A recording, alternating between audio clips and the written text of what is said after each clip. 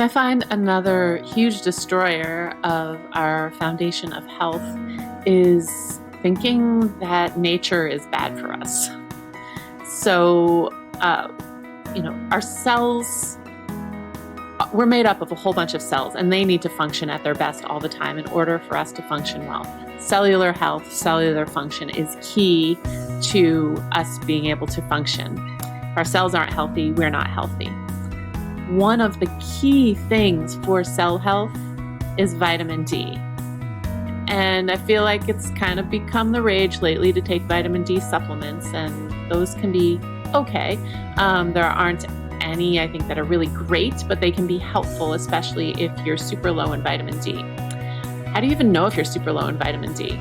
Well, some of the symptoms are poor immune function, fatigue, anxiety, depression, kind of just lethargy, not wanting to do anything, and getting sick all the time.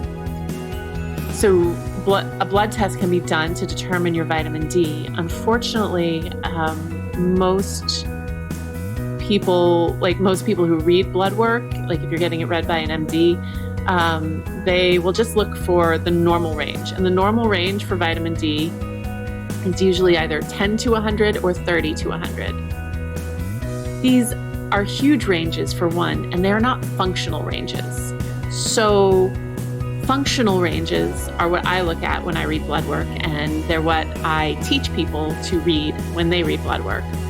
And functional ranges are those ranges where people actually function well. The functional range for vitamin D is 80 to 100. Most people don't feel good until their vitamin D is up to 80. Most people's vitamin D is not that high. It is one of the key things to look at if you're having any sort of chronic illness. And for health professionals, if you're not looking at vitamin D, you're missing a huge piece of the picture. Anything that you do as a modality is going to work better if someone's vitamin D is there. And it's not going to work well at all if vitamin D is not high enough, because that means the cells themselves can't function. If the cells aren't functioning as well as they can, no medication is going to work as well as it should. No chiropractic adjustment, no acupuncture treatment. None of these things are going to work as well as they could work if the vitamin D was up at a functional level. So I said earlier that supplements aren't that great for your vitamin D levels. And I say that because typically we don't get vitamin D through our digestive systems. We get vitamin D through our skin. We actually make our own vitamin D. Isn't that cool? Our bodies are just amazing, all the things they do to keep us healthy and well and alive. But the key thing that we need to make vitamin D is we need to get sunlight on our skin. Don't be afraid of sunlight. Sunlight is the life giver to our planet. Without sunlight, we would not have any of the life that we have. And to have sun be so demonized is just one of the biggest tragedies of our generation, couple of generations. It's one of the biggest tragedies because vitamin D is one of the best cancer preventatives out there, and we get vitamin D from the sun. We've been told for decades now that vitamin D gives us skin cancer.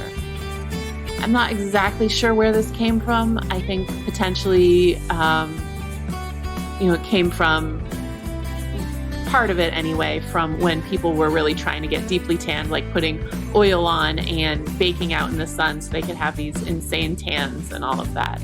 That's not great. Burning yourself in the sun, that's it's a burn. It's an injury to yourself. So you don't want to get sunburned. But preventing yourself from getting any sun on your skin is potentially an even bigger injury, because without sun on your skin, you can't live like you're supposed to live, because your cells will not be functioning like they're supposed to function. So, getting sun on your skin, really important. Another one of the big problems with this is that sunscreen is so overused. almost every sunscreen on the market is full of super toxic stuff. Yes, it prevents you from absorbing the vitamin D from the sun, getting any of the sun's rays on you. But it's also full of all kinds of chemicals, and it prevents your skin from being able to breathe. You know how thick and gross sunscreen feels? It prevents your skin from being able to secrete toxins and all of that. It's really horrible stuff. It's full of cancer-causing ingredients, and it's really keeping people sick.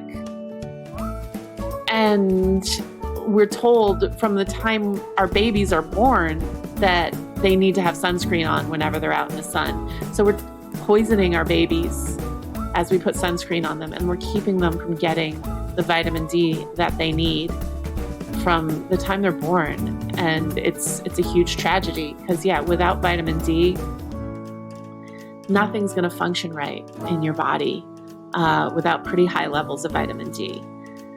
Now, it's challenging sometimes because a lot of us live, including myself, in places that have not very sunny weather a lot of the time, especially through the winter.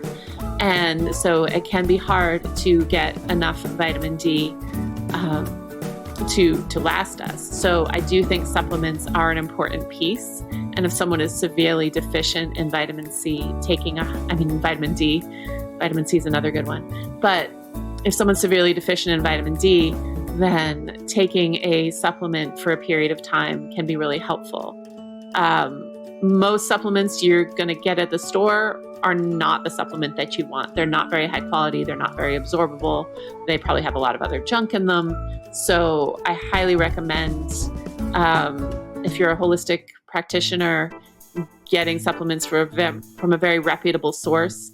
I, as a doctor, can get into some companies where you need to have a doctorate in order to purchase. A lot of those are relaxing now a bit so that health coaches can order from them too. And especially if they have a doctor kind of overseeing things, if they're under a doctor's account, I am happy to set that up for any of the people who go through my program. But I don't recommend just taking any old vitamin D supplement because you never know the quality, the ingredients, and how effective it's going to be. I do recommend, even if you are taking a supplement, that you still get out in the sun as much as you can. And even filtered sunlight, like even if it's filtered through clouds, you're getting out there, getting your skin exposed to that light is going to help some. Get your vitamin D checked. If you have any symptoms that are concerning, or if you are someone who's taking care of clients and you're not seeing the results that you think you should see, or even better, as part of your intake, get a vitamin D test done on every client, because it's one of those key things that if they're deficient, nothing you do is going to work, whether it's changing their diet or adding supplements or doing meditation work or anything. It's not going to work as well as it should if they don't have a high enough level of vitamin D. So nature is good for us. I feel like one of the big problems with our health these days is kind of this thing as we're seen as other than nature. Like nature is out there and we are in here and we're separate, and that we're bad for nature and nature is potentially bad for us. So sunlight is part of nature. We are part of nature. And if we don't get what we need from nature, we're not going to be as healthy. I think sunlight is one of the biggest things that people are missing. Another thing is earth, just getting connected with the earth. We tend to be exposed to a lot of things that have a vibration that's not really conducive to our health. It's not something we evolved with, like computers and phones and LED lights and fluorescent lights and cars and planes and electricity. All of these things are not things that humans evolved with. And I know when I'm around them too much, I feel like it kind of revs up my system. It's almost like a caffeine feeling where My brain can't slow down and I feel a little zoned out. One of the best things that can do as an antidote to this is to get your feet into the dirt, get out into the fresh air, be on the mountain or on the sand without your phone, without any electronics on you, and just really revel in that feeling of being close to the earth, touching the earth. Earth and sun are two of the most important things for our health, and we tend to be very separated and more separated from them all the time. As you know, even in the past 4 years, as stuff like Zoom has gotten more and more important in our lives, we're not going out to meet with people in person. We're just meeting with them on Zoom a lot of the time. And it's great. It broadens the people that we can connect with, but it also takes us out of interacting with people and interacting with the world in a lot of ways. Another piece of nature that is super important to be exposed to is other people. We're not meant to live alone. And not just for emotional reasons. You've probably seen the statistics about how the longer a hug is, especially if it's a minimum of 20 seconds, the more oxytocin we produce, which is the love and connection and calming hormone. Very important for us to have in our lives. But on another level, being exposed to other people is really good for our immune systems.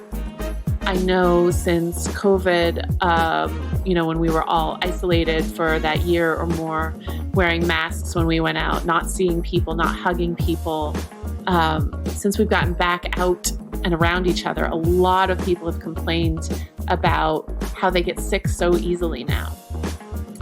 Well, that's because we basically turned off our immune systems for a year.